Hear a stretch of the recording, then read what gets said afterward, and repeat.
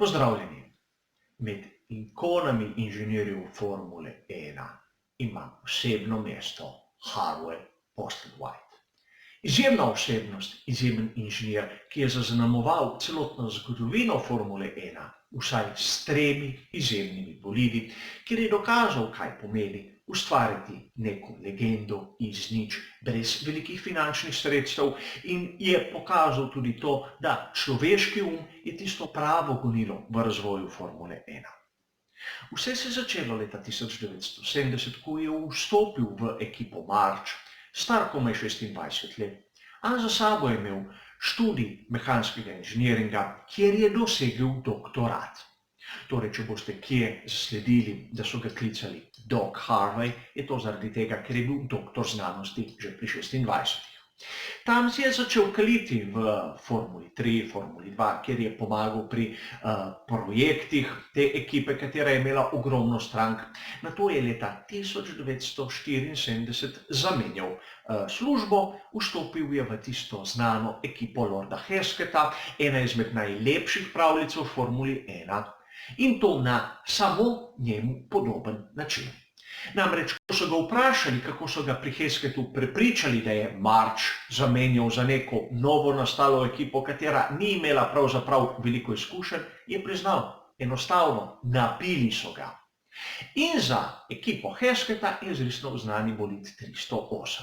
Z njim je James Hunt leta 1975 dosegel svojo prvo zmago. In kar je bilo posebnega na tem bolidu, je bilo to, da je klasične blažilce zamenjal z gumijastimi. Namreč vzel je cev, na enem koncu jo je zaprl, dobil je drog na drugi strani cevi in vmes je dal poseben gumijasti blažilec, katerega so raziskovali kar nekaj časa tržišče, da so dobili pravega, a s takim blažilcem je bil Hesket 308 v sezoni 75 izjemno konkurenčen bolid. A leta 1976 je Lordu Hesketu zmanjkalo denarja. Nato je material ekipe Hesket prodal Walterju Wolfu in Franku Williamsu, ime ekipe pa svojim drugim sodelavcem. Harvey Postlethwaite je šel z materialom skupaj v ekipo Wolf-Williams in ukolikor se sprašujete, tisti znani bolid Williams FW05 ni nič drugega kot Hesket 308C. V naslednji sezoni 1977 je izrisal za ekipo Walterja Wolfa, takrat je Wolf že praktično odgnal Franka Williamsa proč iz te ekipe, tisti znani bolid WR1. In na začudenje vseh, publike, komentatorjev, Johnnyja Schechterja, ki ga je vozil, ekipe in samega Postlethwaita, so zmagali svojo prvo dirko. Niti sami niso vedeli zakaj. Seveda, sezona 1977 je bila izjemno uspešna, Harvey je ostal v ekipi do konca 1979. Namreč takrat je bilo že konec s to ekipo Walterja Wolfa, predstopil je spet skupaj z materialom in Kekijem Rosbergom v ekipo Fittipaldi. Tam jim je zarisal znani bolid F8, kateri ni bil preveč uspešen, in po tej epizodi je v naslednje leto prestopil v Ferrari. Tam so bili v velikih težavah, namreč prvi njihov bolid z prisilno polnjenim motorjem 126 CK, ne smemo pozabiti niti na CX, ni bil tako uspešen, kot so pričakovali. Ogromne težave so imeli šasijo, katera ni bila dovolj trdna.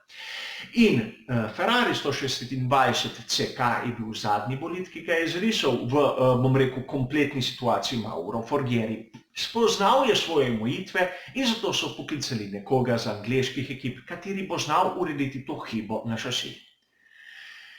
Prišel je Postlethwaite in izrisal 126 C2, bistveno manjši bolid, bistveno bolj tog in bistveno bolj učinkovit. Žal, ta bolid je pokazal, da je bil celo bistveno preambiciozen za tisto, kar je takratna tehnika dovoljevala. Spomnimo se samo epizode z Gillesom Villeneuvom in tudi Didierjem Pironijem, katera sta oba nastradala, in prav Postlethwaite je bil tisti, ki je to zgodbo zelo lepo opisal. Po tisti nesreči, kjer je umrl Gilles Villeneuve, je bil prepričan, da je bila mogoče lahko napaka tudi na njegovi strani. Zato je vzel novo šasijo, jo upel v prešo in začel stiskati tako, da bi ugotovil, pri kaki sili je popustila in naredila tisto, kar se je zgodilo Žilu v Zolderju. Ugotovil je, da na koncu je bila tista sila, ki je delovala na šasijo njegovega bolida, približno 7 do 8krat višja od tiste, ki jo je on preračunal, da mora vzdržati. A tudi o Didierju Pironiju je povedal marsikaj. Namreč to, da po tisti epizodi se je spremenil. Tisti njegovi notranji nemir, tisti njegovi notranji problemi so nekako prevzeli prevlado, postal je aroganten, zavarovan sam vase in nekako je videl, še posebej po tisti nesreči, kjer je umrl v Paleti, da ga je ves ta zunanji pritisk strl. Postlethwaite je ostal pri Ferrariju do sezone 1987, zvest Enzu Ferrariju, katerega ni nikoli imenoval drugače kot stari. A ne v žaljivem pomenu, izjemno rad je imel Enza Ferrarija in zmeraj je govoril o njem v superlativih. Izrišal je mnogo uspešnih bolidov, ne samo C2, tudi C3, katera sta bila oba konstruktorska prvaka, ampak tudi drugi, tisti v prvi polovici 80-ih let, so bili enkratni bolidi. Po smrti Enza Ferrarija je Harold Postlethwaite odšel v Tyrrell. Tam je dobil neko, recimo temu, drugo priložnost, kajti izrisal je tisti znani bolid 019. In to je bil prvi bolid s tako imenovanim dvignjenim nosom, to, kar je danes vsakdanje v Formuli 1. In če se pogleda tiste fotografije tega prvega bolida z dvignjenim nosom, se vidi tiste značilne aerodinamične profile s tako imenovanim galebim krilom. In na začetku mnogi novinarji niso verjeli, da so dovolj trdni tej profili. Harvey jih je prepričal tako, da je sredi predstavitve lepo stopil na profil in tako dokazal, da je dovolj trden, da se ne bo kar tako polomil. In spomnimo se, kakšne dirke je uprizoril Jean Alesi s tem bolidom, ko je dvobojeval celo z Ayrtonom Senno. No, seveda, na to je Harvey zapustil Tyrrell po 4 sezonah, šel v Sauber, se nazaj vrnil v Ferrari, ugotovil, da se je tam marsikaj spremenilo, namreč bilo je več sestankovanja kot kaj drugega, se nazaj vrnil v Tyrrell, kjer je ostal do leta 1999, ko so ekipo prodali. Svoje zadnje poglavje je pa napisal na dokaj, bom rekel, zanimiv način, čeprav se je na koncu končalo z njegovo prezgodnjo smrtjo. Namreč bil je na čelu novega projekta Honde v letu 1999, ko naj bi se vrnili v Formulo 1 kot totalni konstruktorji. Zrisal je bolid, katerega je naredila Dallara, Honda je pripeljala samo motor. A projekt je bil pod imenom Honda upisan in na testiranju v Kataluniji leta 1999 je Harveya začelo bosti v prsih. Ostal je na progi, dokler se testiranje ni končalo, in ko se je vrnil v hotel, ni bil več pravi.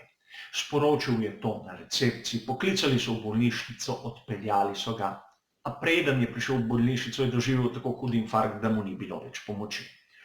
Umrl je star le 55 let.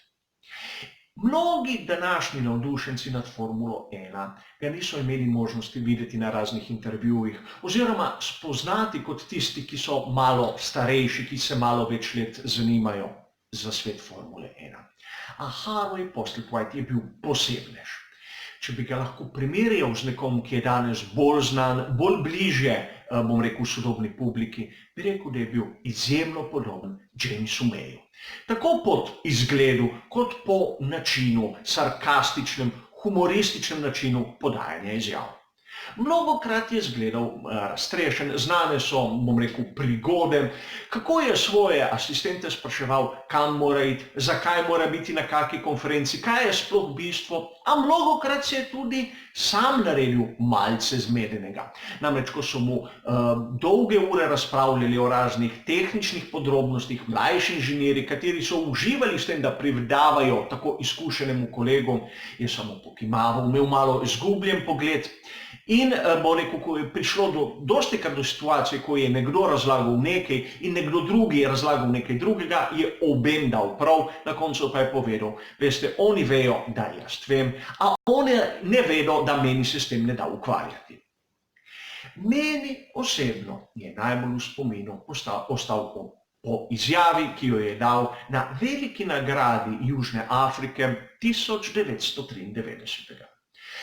Namreč situacija je bila taka, da takrat je bil Ferrari v krizi, oni se je takrat vrnil za tisto sezono v Ferrari in na tej prvi dirki tiste sezone so imeli klavrn rezultat. Gerhard Berger je sicer zasedel 6. mesto, a s tem, da je bil kvalificiran kot oni, ki se je ustavil na progi. V bistvu bili so 6., a pred njim je bil Minardi na 4. mestu in vsi odgovorni iz ekipe so se porazgubili. Novinarka takratne državne italijanske televizije je ulovila samo Harveja, katerega je vprašala, kako se mu pa zdi ta točka, ki so jo dosegli na prvi dirki v sezoni 1993. Harvey je rekel, v redu, samo za eno točko narediti toliko kilometrov je pa malce preveč. No, to je samo primer izjav, katerih je dajal Harvey Postlethwaite, eden izmed največjih v zgodovini Formuli 1, čeprav se ga malo kdo spomni. Hvala za vašo pozornost ter nasvidenje.